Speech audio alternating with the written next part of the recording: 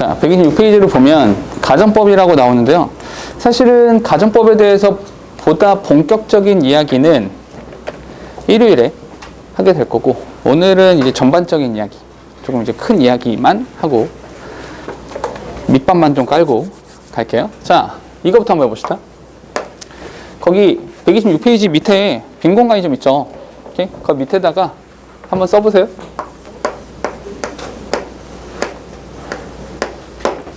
자, 쓸 수 있는 만큼. 자, 같이 해볼까요?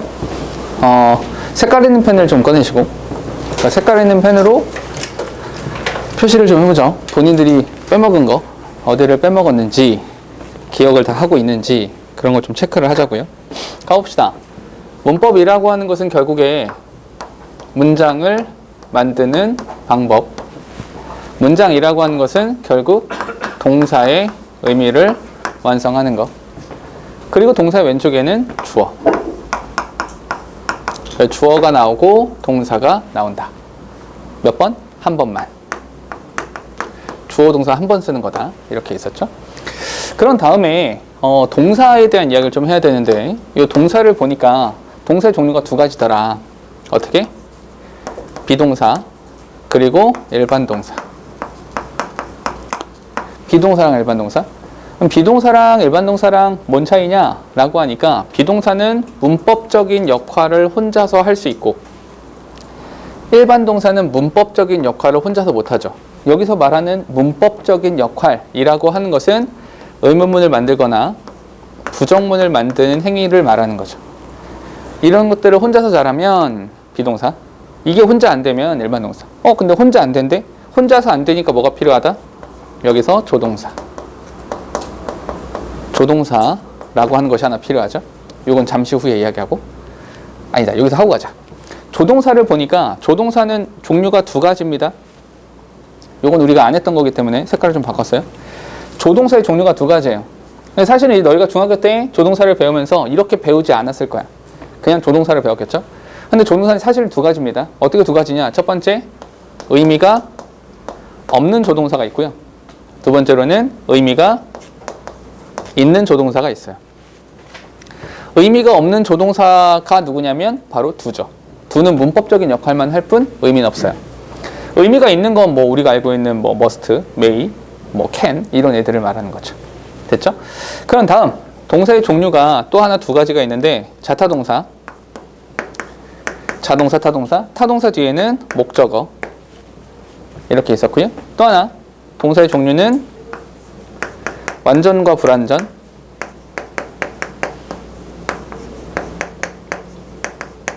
불완전 뒤에는 보어, 이건 거죠.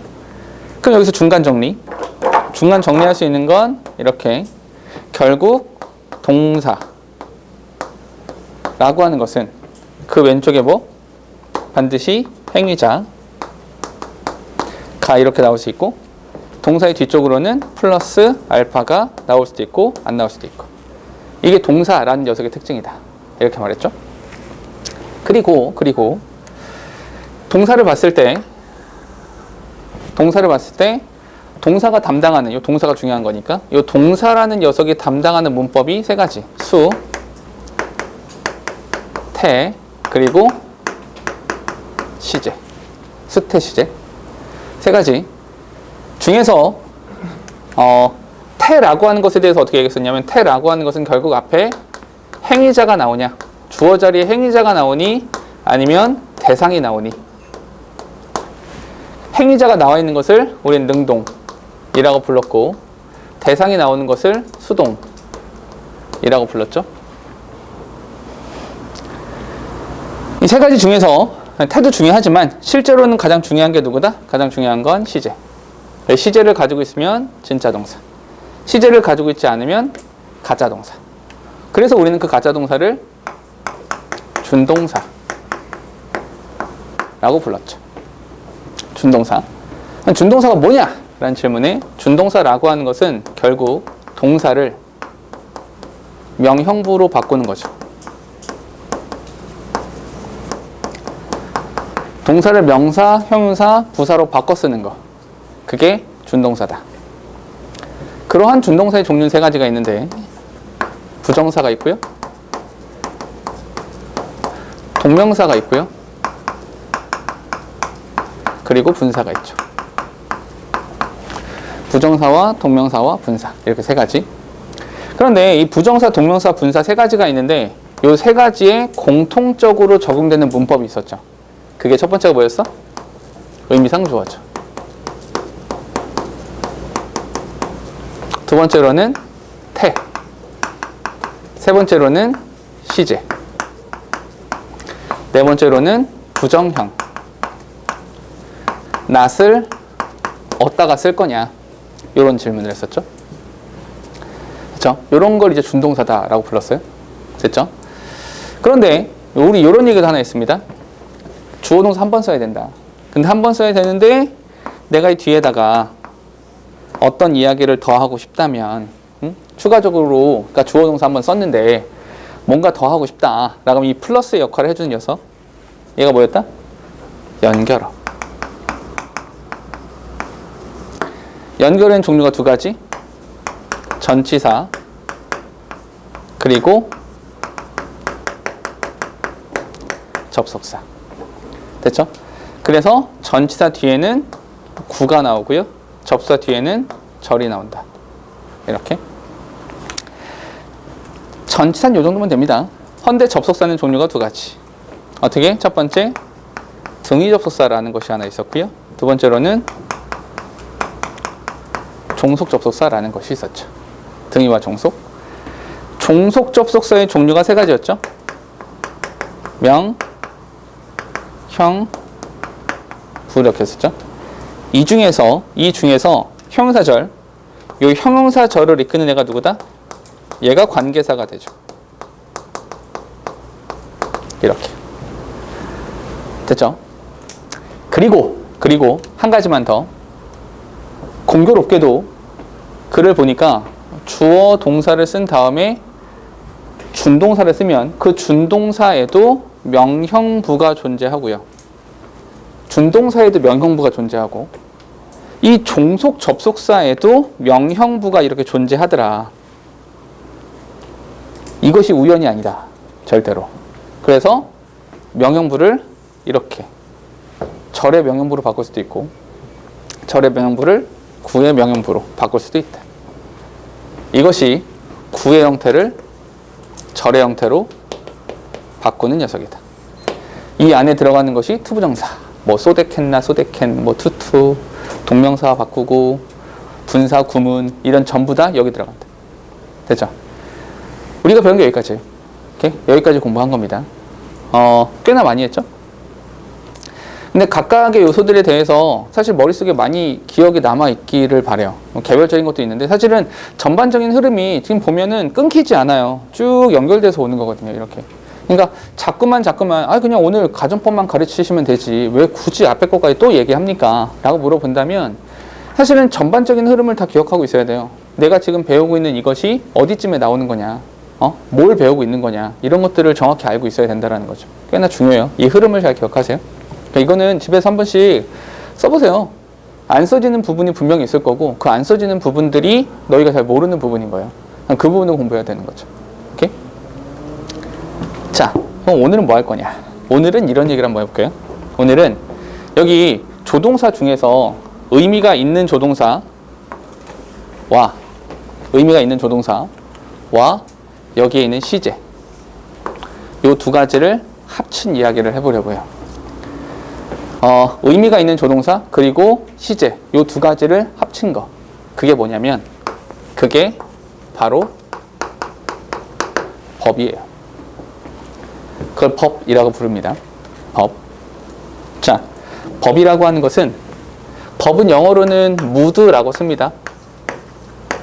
mood. 근데 우리가 알고 있는 mood는 분위기라는 뜻이잖아요. 분위기. 법은 종류가 세 가지예요. 어떻게 세 가지냐? 첫 번째, 직설법이라는 것이 있어요. 직설법. 두 번째로는 가정법이라는 것이 있어요. 그리고 맨 마지막으로는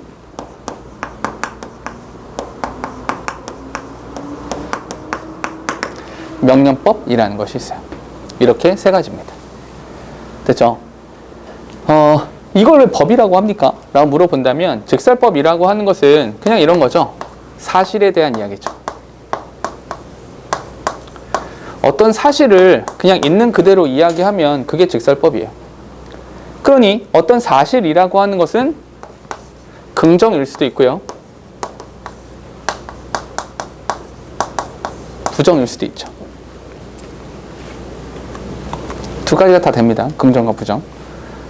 가정법은 뭐냐? 그 가정법은 뭐냐면 그 가정법은 바로 요 사실에 반대되는 이야기를 하는 게 가정법이에요. 그럼 가정법이라는 것을 쓰기 위해선 애시당초에 뭐가 존재해야 돼? 이펙트. 요 사실이 존재해야 그 사실과 반대되는 이야기를 할 수 있는 거죠. 그게 가정법이에요. 그렇죠? 말 그대로 가정하는 거죠. 명령법은 뭐냐? 사실은 명령법이 우리가 예전에 아주 오래전에 했었는데 이게 명령문이에요. 그냥 명령문이 명령법이에요. 이 중에서 우리가 조금 중점적으로 공부할 것은 바로 가정법, 요것에 대한 이야기를 할 건데 본격적인 이야기는 아까도 말했던 것처럼 일요일에 좀 더 이어서 갈 테니까 오늘은 좀 이제 짜잘한 것부터, 걸리적거리는 짜잘한 것부터 먼저 처리를 좀 합시다.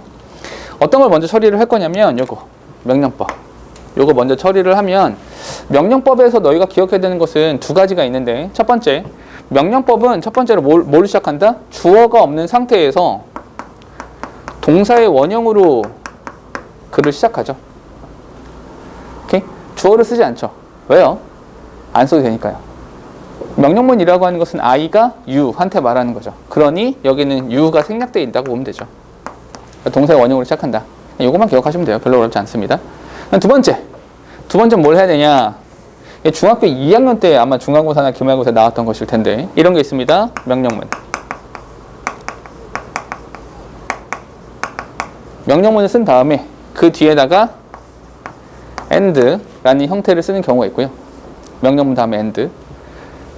또 하나는 명령문을 쓴 다음에 명령문 뒤에다가 or 이렇게 쓰는 경우도 있죠. 명령문 다음에 and를 쓰면 이런 뜻이죠. 뭐뭐 해라. 그러면 라는 의미가 되고요. 명령문 다음에 or 이렇게 쓰면 뭐뭐 해라. 그렇지 않으면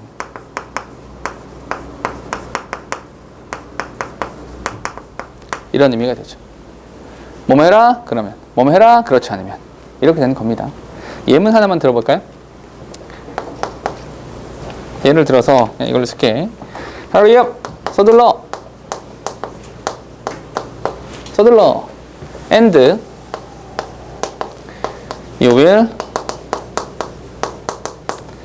catch the bus. 서둘러. 그러면 너 버스를 잡을 수 있다. 이렇게.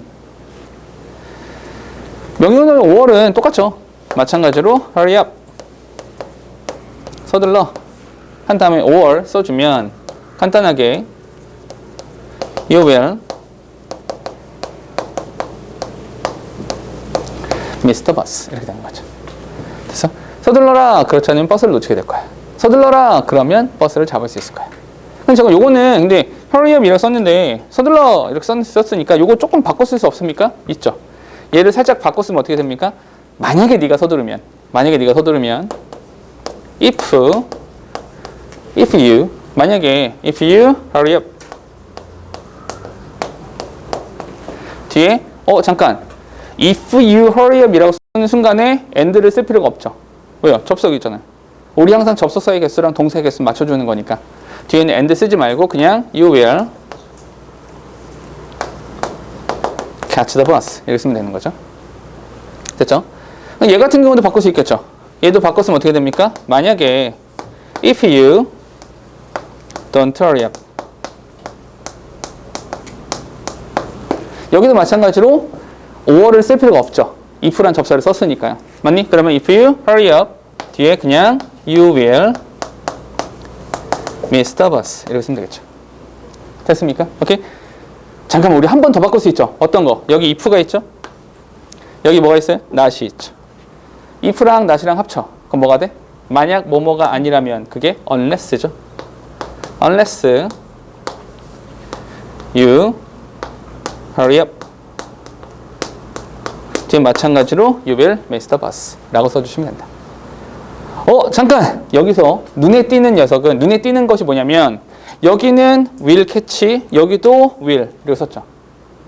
여기도 will miss, 여기도 계속해서 you will 이라는 미래를 쓰고 있죠. 근데 그 앞에 뭘 쓰고 있어요? hurry. 여기도 don't hurry 이렇게 쓰고 있죠. 이건 왜 그런 거예요? 이건 참 많이 했었죠. 어떤 거? 시간과 조건을 나타내는 부사절에서, 시간과 조건을 나타내는 부사절에서는 미래 대신에 현재 시제를 써준다. 이런 문법이 있었잖아요. 그죠? 이건 조건 부사절이니까. 그죠? 조건 부사절이니 미래 대신 현재를 쓴다. 명령법은 이게 끝이에요. 이게 다야. 그럼 우리가 명령법은 뭐 간단하게 이걸로 끝. 사실 시험에 나오는 것도 별로 없고요. 그냥 해석하실 때만 잘 해석하시면 돼요. 그런데 우리가 이야기해야 되는 게 가정법이라고 했잖아. 그죠? 여기다 이렇게 얘기할게. 봐봐. 오늘 여기까지만 합시다. 가정법에 대한 이야기를 할 건데, 가정법 요 이야기를 할 건데, 얘들아, 가정법이라고 하는 것은 이렇게 하세요. 가정법은 딱 두 가지만 하면 됩니다. 그 두 가지가 정말 중요해요. 가정법은 무조건 첫 번째 공식을 외우세요. 가정법은 공식을 외우지 않고서는 해결이 안 돼요. 무조건 공식을 알아야 돼. 아니면 공식을 아셔야 되고요. 두 번째로는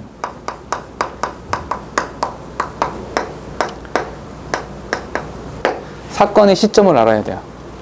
그 사건이 언제 발생한 사건이냐, 현재 발생한 사건이냐, 아니면 예전에 발생한 사건이냐, 이렇게 지금 발생하는 거냐, 예전에 발생했던 거냐, 그걸 아셔야 돼요. 가정법은 이것만 아시면 돼요. 이 두 가지만 알면 가정법은 끝이에요. 됐습니까? 자, 한 발짝만 더 나가볼게. 민재야, 가정법 들어봤죠? 응? 가정법의 종류가 몇 가지예요? 가정법 몇 가지가 있죠? 세 가지. 뭐 밀당하지 말고 몇 가지야? 세 개, 네 개? 세 가지. 네 가지죠? 네 개가 있어요. 가정법 네 개입니다. 근데 민재가 왜 세 가지라고 했는지는 알 것 같아요. 오케이? 저번에 한번 들었었잖아? 그지? 그래서 가정법은 네 가지가 있는데, 원래는 네 가지예요. 원래는 네 가지인데, 가정법, 과거라는 것이 있고요. 가정법, 과거, 완료라는 것이 있어요.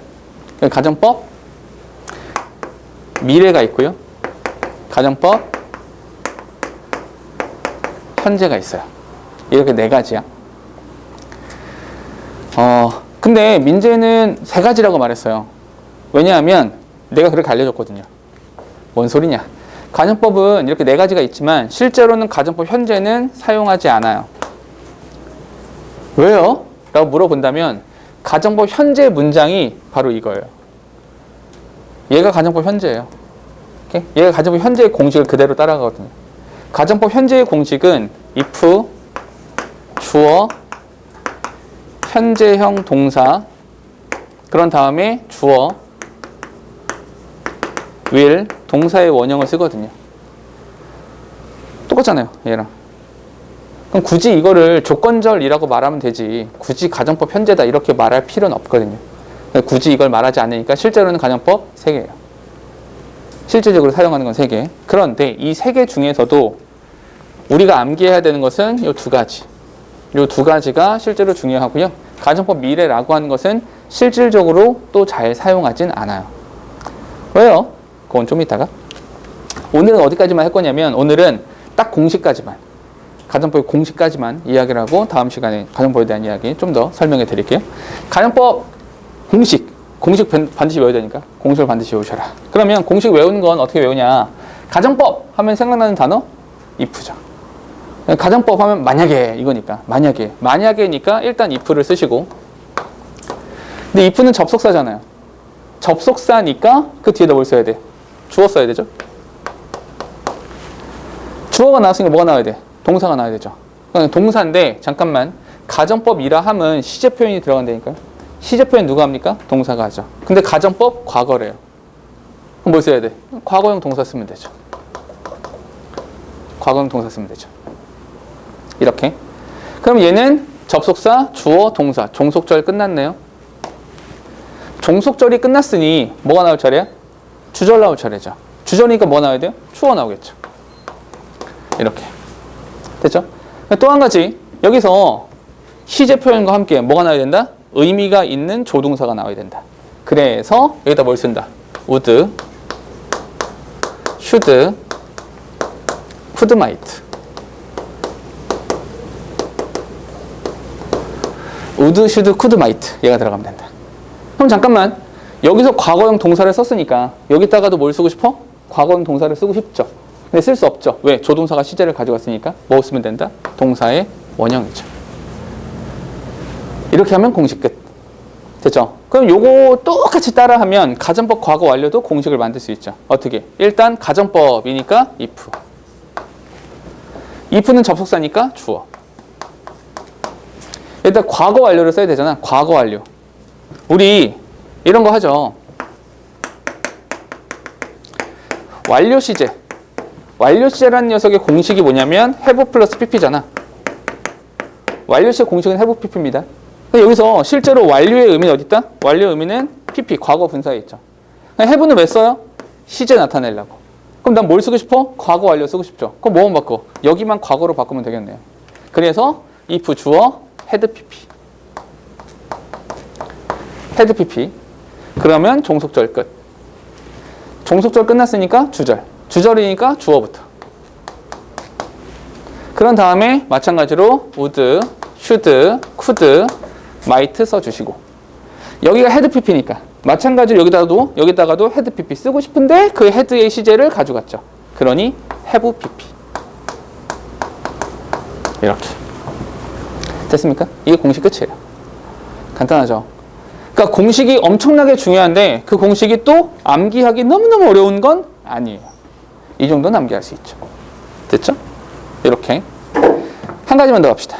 가정법은 뭐가 중요하다? 이게 언제적 사건이냐? 언제적 사건이냐? 그래서 가정법 과거는 현재 사실에 반대되는 이야기를 하는 거다. 근데 여기서 현재 사실에서만 끝내지 마시고 현재 사실과 함께 동일 시점이라고 적어주세요. 동일 시점이라고 적어주시고. 가정법 과거 완료다. 가정법 과거 완료는 얘가 현재니까 얘는 과거 사실.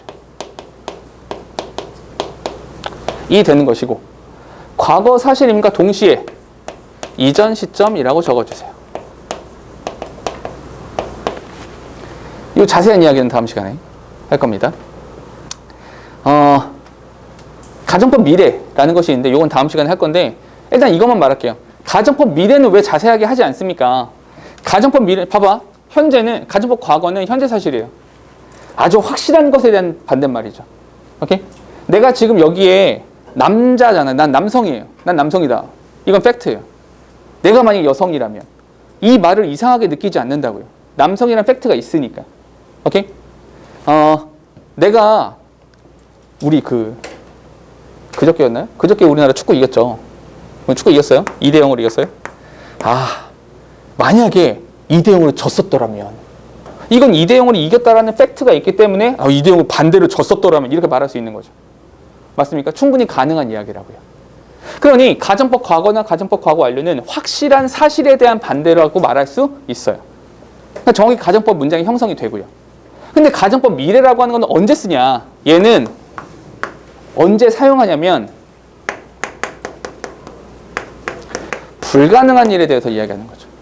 현실 가능성이 없어요. 예를 들어 지구가 멈춘다면 타노스가 등장해서 하면 이런 거죠. 현실 가능성이 없다고요.